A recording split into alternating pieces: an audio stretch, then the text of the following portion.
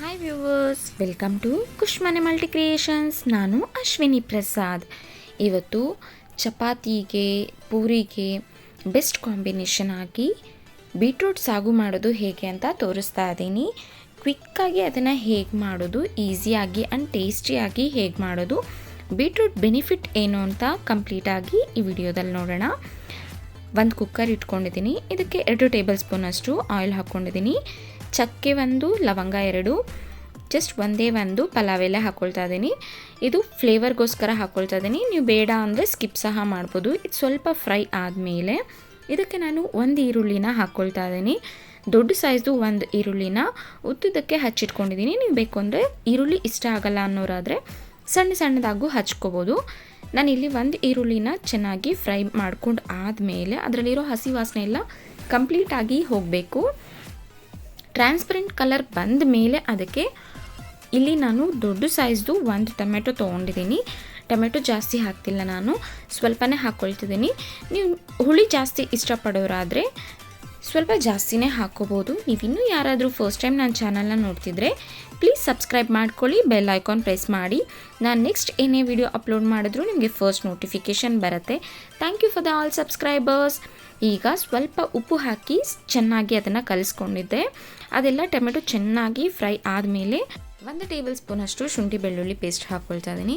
ಶುಂಠಿ ಬೆಳ್ಳುಳ್ಳಿ ಪೇಸ್ಟ್ ಆದಮೇಲೆ ಕೈನ ಹೀಗೆ ತಿರುಗಿಸ್ಕೊಳ್ತಾನೆ ಇರಬೇಕು, ಏಕೆಂದರೆ ತಳ ಅಂಟ್ಬಿಡತ್ತೆ. ಅದರಿಂದ ಚೆನ್ನಾಗಿ ಇದನ್ನು ಕಲಿಸ್ಕೋಬೇಕು. ಅದರಲ್ಲಿರೋಂಥ ಹಸಿ ವಾಸನೆ ಎಲ್ಲ ಕಂಪ್ಲೀಟಾಗಿ ಹೋಗಬೇಕು. ಆಯಿಲಲ್ಲೇ ಚೆನ್ನಾಗಿ ಶುಂಠಿ ಬೆಳ್ಳುಳ್ಳಿ ಪೇಸ್ಟ್ ಚೆನ್ನಾಗಿ ಫ್ರೈ ಆಗಬೇಕು. ಈಗ ಇದು ಟೊಮೆಟೊ ಜೊತೆಗೆ ಚೆನ್ನಾಗಿ ಫ್ರೈ ಆಗಿದೆ. ಕಂಪ್ಲೀಟಾಗಿ ಫ್ರೈ ಆದಮೇಲೆ ಇದಕ್ಕೆ ನಾನು 1 ಟೇಬಲ್ ಸ್ಪೂನು ಖಾರ, ಎಷ್ಟು ಬೇಕೋ ಅಷ್ಟು ನೋಡಿ ಹಾಕ್ಕೊಳ್ಳಿ. ಖಾರ ಆಗಲಿ ಉಪ್ಪಾಗಲಿ ನಿಮಗೆ ಯಾವಾಗಲೂ ಯಾವುದೇ ಮೆಷರ್ಮೆಂಟಲ್ಲಿ ನಾವು ಹೇಳೋಕ್ಕಾಗಲ್ಲ. ನಿಮಗೆ ಎಷ್ಟು ಬೇಕೋ ಅಷ್ಟು ಮಾತ್ರನೇ ಹಾಕ್ಕೋಬೇಕು.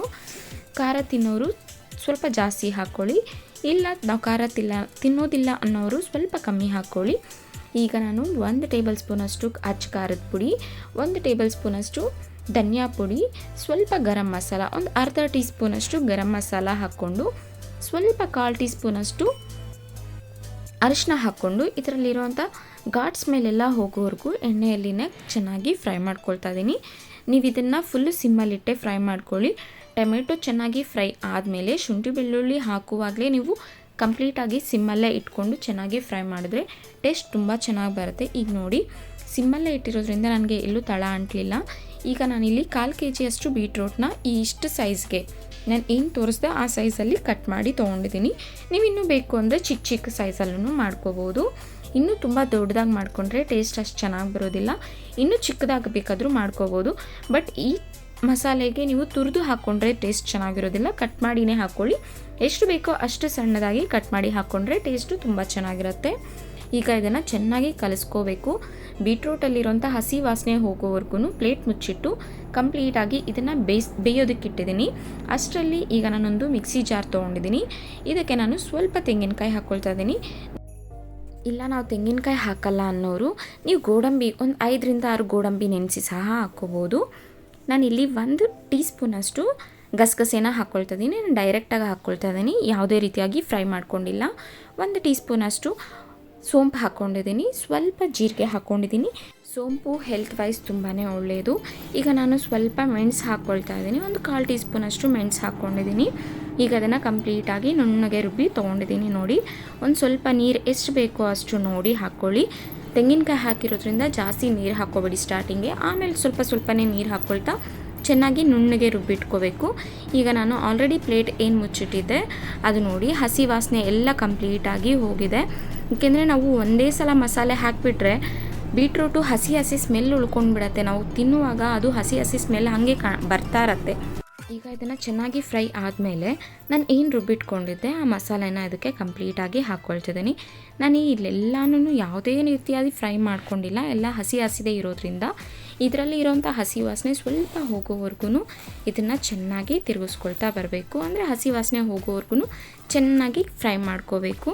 ಈಗ ನೋಡಿ, ನಾನು ಇದನ್ನು ಏನು ರುಬ್ಬಿಟ್ಟಿದ್ದೆ ಆ ಮಸಾಲೆನೇ ಎಲ್ಲ ಹಾಕಿ ಈ ಮಸಾಲೆ ನಾನು ತರಕಾರಿಗೆ ಹಿಡಿಯೋವರೆಗೂ ಚೆನ್ನಾಗಿ ಕಲಿಸ್ಕೊಳ್ತಿದ್ದೀನಿ.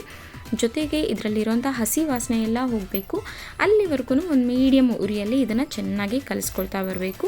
ನೀವು ಬೇಕು ಅಂದರೆ ಪ್ಲೇಟ್ ಮುಚ್ಚಿಟ್ಟು ಸಹ ಒಂದು 2 ಮಿನಿಟ್ಸ್ ಅಷ್ಟು ಬೇಯಿಸ್ಕೋಬೋದು. ನಾನಿಲ್ಲಿ ಪ್ಲೇಟ್ ಮುಚ್ಚಿಟ್ಟಿಲ್ಲ.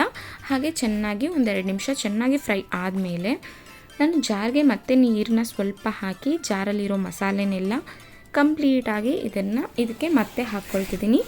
ನೀರು ನೀವು ಜಾಸ್ತಿ ಹಾಕ್ಕೋಬೇಡಿ.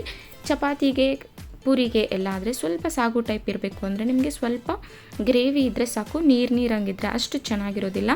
ಈಗ ನೋಡಿ ಜಾರಲ್ಲಿ ಸ್ವಲ್ಪ ಮಸಾಲೆ ಉಳಿದಿತ್ತಲ್ಲ ಅದನ್ನು ನೀರನ್ನ ಮತ್ತೆ ಇದಕ್ಕೆ ಹಾಕಿ ಚೆನ್ನಾಗಿ ಕಲಿಸ್ಕೊಳ್ತಾ ಇದ್ದೀನಿ.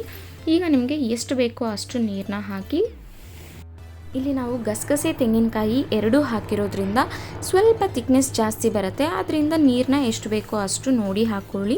ಯಾಕೆಂದರೆ ನಾವು ಕುಕ್ಕರ್ ಮುಚ್ಚಿ 1 ವಿಷಲ್ ಕೂಗಿಸ್ಕೋಬೇಕು. ಆಗ ಸ್ವಲ್ಪ ಡ್ರೈ ಆಗುತ್ತೆ, ನೀರೆಲ್ಲ ಹೀರ್ಕೊಳ್ಳುತ್ತೆ. ಆದ್ದರಿಂದ ನಮಗೆ ಗ್ರೇವಿ ಟೈಪ್ ಆಗಬೇಕು ಅಂದರೆ ನೀರನ್ನ ಎಷ್ಟು ಬೇಕೋ ಅಷ್ಟು ಹಾಕ್ಕೊಳ್ಳಿ. ನಾನಿಲ್ಲಿ 3/4 ಗ್ಲಾಸಷ್ಟು ನೀರು ಹಾಕ್ಕೊಂಡಿದ್ದೀನಿ. ಈಗ ಉಪ್ಪು ರುಚಿಗೆ ನಾವು ಎಲ್ಲೂ ಹಾಕಲಿಲ್ಲ, ಟೊಮೆಟೊ ಬೇಯುವಾಗ ಅಷ್ಟೇ ಹಾಕಿದ್ವಿ. ಈಗ ಮತ್ತೆ ರುಚಿಗೆ ಎಷ್ಟು ಬೇಕೋ ಅಷ್ಟು ಉಪ್ಪು ನೋಡಿ ಹಾಕ್ಕೊಳ್ಳಿ. ಉಪ್ಪು ಹಾಕ್ಕೊಂಡು ಇದಾದಮೇಲೆ ಕೊತ್ತಂಬರಿ ಸೊಪ್ಪು ಸ್ವಲ್ಪ ಹಾಕ್ಕೊಳ್ತಾ ಇದ್ದೀನಿ.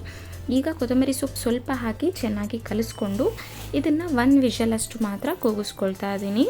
ನಿಮ್ಮ ವಿಷಲ್ಸಲ್ಲಿ ಎಷ್ಟೇ ಬರುತ್ತೆ, ಯಾವಾಗ ತರಕಾರಿ ಬೇಯುತ್ತೆ 1 ವಿಷಲ್ಗೆ 2 ವಿಷಲ್ಗಂತ ನಿಮ್ಮ ಕುಕ್ಕರಲ್ಲಿ ನಿಮಗೆ ಗೊತ್ತಿರುತ್ತೆ. ನನಗೆ 1 ವಿಷಲ್ ಮಾತ್ರ ಸಾಕು. 1 ವಿಷಲ್ ಈಗ ಆದಮೇಲೆ ತೋರಿಸ್ತಿದ್ದೀನಿ ನೋಡಿ. ಒಂದು ಚೂರು ನೀರಾಗಿಲ್ಲ, ಸ್ವಲ್ಪ ಇನ್ನು ತಿಕ್ಕಾಗೇ ಇದೆ. ನನಗೆ ಈ ಕನ್ಸಿಸ್ಟೆನ್ಸಿಯಲ್ಲಿದ್ರೇ ಪೂರಿಗೆ ಆಗಲಿ ಚಪಾತಿಗೆ ಆಗಲಿ ತುಂಬಾ ಚೆನ್ನಾಗಿರುತ್ತೆ. ನಿಮಗೆ ಹೆವಿ ಸ್ವೀಟ್ ಆಗಿರೋದಿಲ್ಲ. ಬೀಟ್ರೋಟಲ್ಲಿ ಆಲ್ರೆಡಿ ಸ್ವೀಟ್ನೆಸ್ ಇರೋದ್ರಿಂದ, ಇಲ್ಲಿ ನಿಮಗೆ ಮಸಾಲೆ ಎಲ್ಲ ಹಾಕಿರೋದ್ರಿಂದ ತುಂಬಾ ಟೇಸ್ಟ್ ವೈಸ್ ತುಂಬಾ ಚೆನ್ನಾಗಿರುತ್ತೆ. ನಿಮಗೆ ಸ್ವೀಟ್ ಅನ್ನೋದು ಜಾಸ್ತಿ ಗೊತ್ತಾಗೋದಿಲ್ಲ.